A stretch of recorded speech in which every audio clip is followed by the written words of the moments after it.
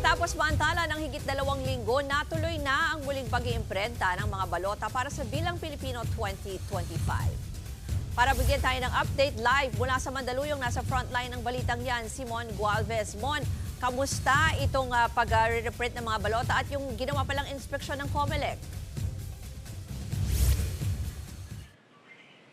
Ruth, sa ikalawang pagkakataon, nagsimula ulit ang Komisyon ng Elections sa pag-iimprenta ng mga balotang gagamitin sa Bilang Pilipino 2025. Yan ay matapos nga ang halos 2 linggong pagkakaantala rito dahil sa pagdaragdag ng mga pangalang ng mga kandidatong nakakuha ng temporary restraining order mula sa Korte Suprema. Personal na inspeksyon ni COMELEC Chairman George Garcia kasamang ilang commissioners ang reprinting ng mga balota para sa midterm elections. Bukod sa 2 printers ng Miro Systems, sabay na rin gumagana ang pag-iimprenta ng 4 pang makina mula naman sa National Printing Office o NPO. At para mas mapabilis, hinati na sa 2 ang mga balotang ipiprint mula sa 18 rehiyon ng bansa. Nasa 35 milyon ang kabuuang balotang nakatakdang tapusin ng NPO, habang 36 milyon naman sa Miro. 1.5 million ballots kada araw pa rin ang target ng COMELEC na magagawa sa magdamagan na nilang pag-iimprenta. Dahil dito, kumpiyansa pa rin ng COMELEC na maabot nilang April 14 target.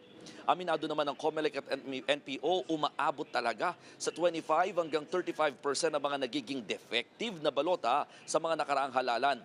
Bagay na sisikapin daw nilang mas makapag-print ng maraming good ballots na may tuturing. Bukod kasi sa mismong printing, mas nagtatagal daw sa verification ng mga balota kung saan isa-isa itong iniinspeksyon at pinapasok sa mga automated counting machines kung babasahin ba o hindi.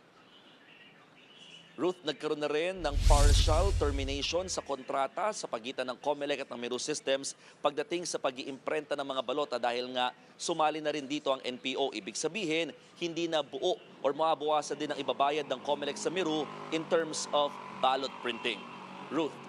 Mon, may sinabi ba ang COMELEC kung ano ang gagawin kung maglabas na naman ng TRO ang Korte Suprema at may ipadagdag na naman na pangalan?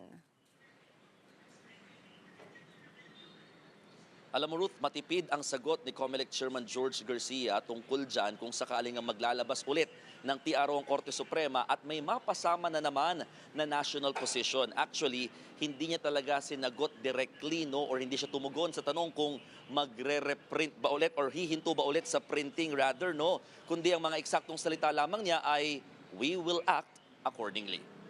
Balik sa iyo, Ruth. Yan po ang Express Report ni Mon Gualvez. Mga kapatid, ako po si Ruth Cabal. Maging maalam at may pakialam sa mga may init at rumaratsyadang balita sa Frontline Express. Para maging updated sa balitaan, mag-subscribe lang sa social media pages ng News 5.